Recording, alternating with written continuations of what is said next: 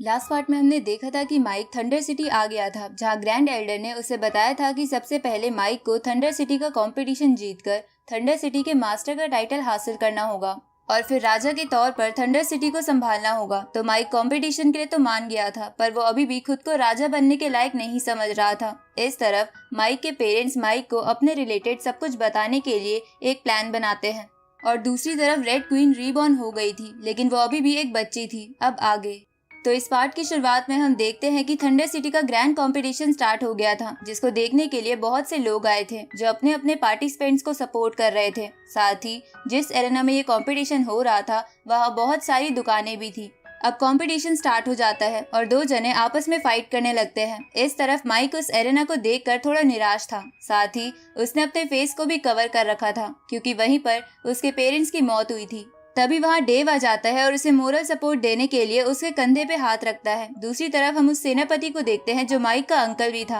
अब डेव को ऐसे हाथ रखा देख उस सेनापति को लगता है कि डेव भी अपनी वाइफ के साथ इस कंपटीशन में पार्टिसिपेट करने आया है और कंपटीशन से पहले वो अपनी वाइफ से रोमांस कर रहा है। अब वो सेनापति डेव की तारीफ करके वहाँ से जाने लगता है, लेकिन जैसे ही माइक को पता चलता है कि वहाँ उसे वाइफ समझा जा रहा है तो वो गुस्से में उस बंदे को सुनाने लगता है। पर जैसे ही उसे पता चलता है कि वो उसके अंकल है तो वो शांत हो जाता है। लेकिन अब वहाँ माइक को देखकर वो अंकल माइक और डेव के रिलेशन को लेकर और भी कंफ्यूज हो जाते हैं। तो डेव अंकल की कंफ्यूजन दूर करते हुए कहता है कि माइक एरेना को देखकर अपने माता पिता की वजह से सैड हो गया था और मैं बस उसे मॉरली सपोर्ट कर रहा था। तो ये सब जान के माइक के अंकल खुशी खुशी उन दोनों को बाय बोल के वहाँ से चले जाते हैं। पर उनके जाने के बाद डेव माइक से पूछता है कि क्या तुम्हारे अंकल और तुम्हारे पेरेंट्स की बनती नहीं थी।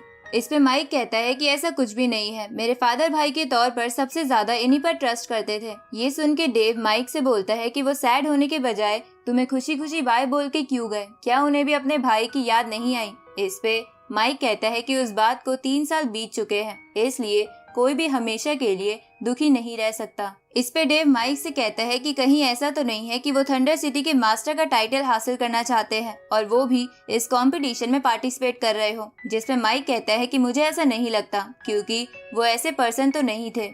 ये सुन के डेव माइक से कहता है कि तुम फिर भी सावधान रहना। इस तरफ होस्ट 4th मैच की अनाउंसमेंट कर देता है जो कि मिंग यांग और एक पर्सन के बीच में था जिसने अपना नाम नहीं लिखवाया था। तो मिंग यांग अपना नाम सुन के एरेना में आ जाता है और वहाँ बैठे सभी लोग भी उसे ही चेयर करने लगते हैं क्योंकि वो थंडर सिटी का कमांडर होने की वजह से बहुत ज्यादा ताकतवर था।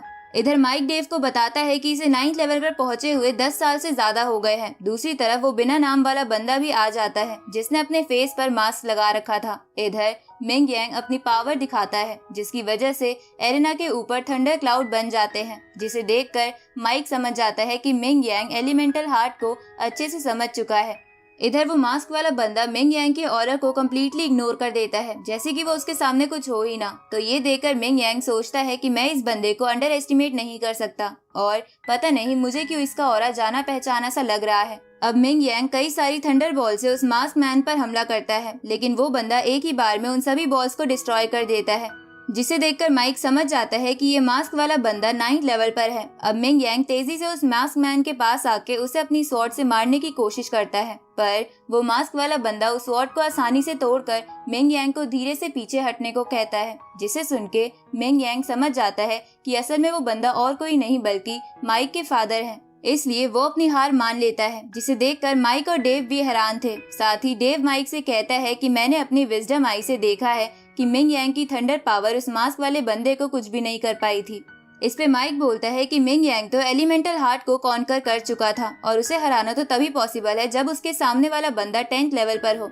जिस पे डेव कहता है कि ऐसा जरूरी नहीं है, किसी ट्रेजर की मदद से भी मिंग यांग को हराया जा सकता है। अब डेव माइक से पूछता है कि क्या तुम्हारी थंडर सिटी में ऐसा कोई ट्रेजर है, जिसमें माइक कहता है कि मुझे नहीं पता, मैंने बचपन से ही ऐसी चीजों में ध्यान नहीं दिया। तो डेव माइक को ताना देते हुए कहता है कि आज तुम्हारी लापरवाही की वजह से हमें नहीं पता चल पाया कि उस बंदे ने मिंग यांग को कैसे हराया।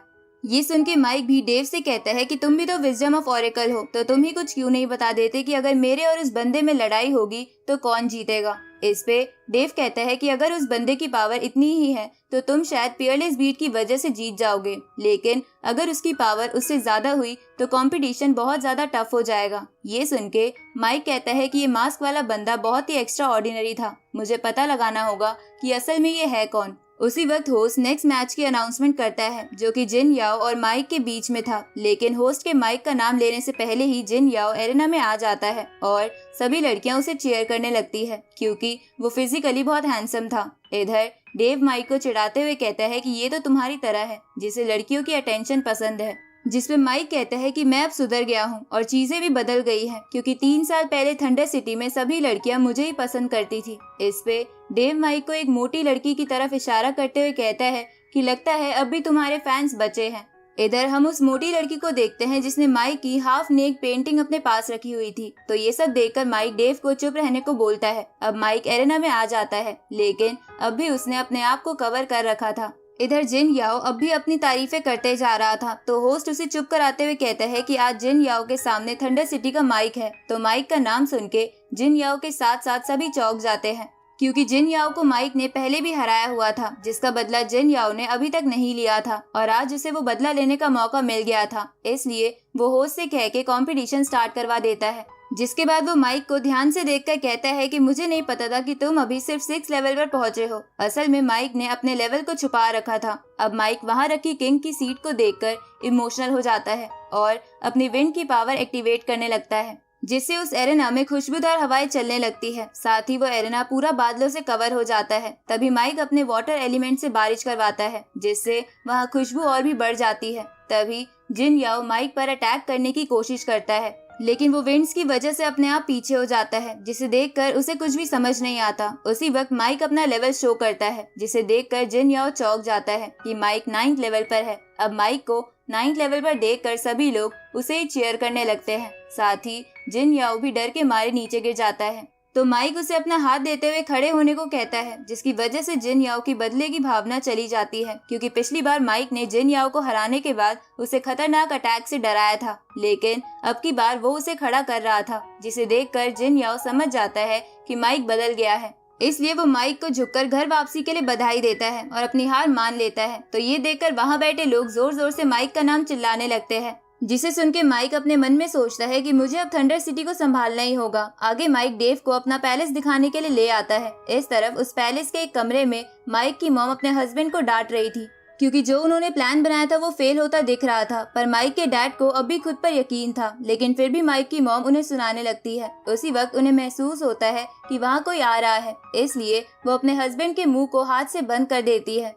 इधर माइक को लगता है कि उसके डैड के रूम में कोई है, लेकिन उसे समझ नहीं आ रहा था कि बिना परमिशन के कोई अंदर कैसे जा सकता है। इसलिए वो डेव के साथ अंदर जाने लगता है। दूसरी तरफ माइक की मॉम गेट पे कान लगा के ये सब सुन रही थी, लेकिन उन्होंने अपना दूसरा हाथ अपने हस्बैंड के फेस पर रख रखा था, जिससे उन्हें सांस नहीं आ रही थी। उसी वक्त वहाँ ग्रैंड एल्डर आ जाते हैं और माइक को अंदर जाता देख रोकते हुए कहते हैं कि तुम पैलेस के अंदर नहीं जा सकते, क्योंकि लोग तुम्हारा फिर मजाक उड़ाते हुए कहेंगे कि तुम्हें बिना कुछ करे अपने पिता की पोजीशन मिल गई, इसलिए तुम्हें सबसे पहले अपने आप को प्रूव करना होगा। तो इस पे माइक मान जाता है। इसके बाद ग्रैंड एल्डर माइक और डेव को अपने घर ले जाने लगते हैं। दूसरी तरफ माइक के डैड की सांस लगभग बंद ही हो गई थी, लेकिन तभी माइक की मॉम अपना हाथ हटा देती है, जिसकी वजह से उनको सांस आती है। जिसके बाद माइक की मॉम कहती है कि मैं अपने बेटे को जल्द से जल्द हक करना चाहती हूँ। इस पे माइक के डैड बोलते हैं कि तुम चिंता मत करो, हम फिलहाल अपने प्लान के अकॉर्डिंग चलते हैं और कुछ भी गलत हुआ तो हम सारा ब्लेम ग्रैंड एल्डर पर डाल देंगे। इधर ग्रैंड एल्डर माइक और डेव से कहते हैं कि मुझे तुम्हें कुछ इम्पोर्टेंट बताना है। इस पे माइक ग्रैंड एल्डर से पूछता है कि क्या आपको डीमंस के बारे में कुछ बताना है। इस पे ग्रैंड एल्डर उन दोनों को हाँ करते हुए डीमंस के बारे में बहुत कुछ बताने लगते हैं, लेकिन माइक और डेव समझ जाते हैं कि ग्रैंड एल्डर उनसे कुछ बात छुपा रहे हैं। पर वो फिर भी ग्रैंड एल्डर की बात मानते हुए कहते हैं कि हम अब की बार डीमंस का डटकर सामना करेंगे। इस तरफ हम डीमंस को देखते हैं जो एंसेस्टर हॉल में आकर उन्हीं स्टैचूज को किसी बात पर एग्री करने को कहते हैं, लेकिन वो उसके लिए साफ मना कर देते हैं। ये सुन के वो डीमंस वहाँ से थंडर सिटी जाने का डिसाइड करते हैं, ताकि वो पहले पियरलेस बीड हथिया ले। और इसी के साथ ये पार्ट यहीं पर खत्म होता है।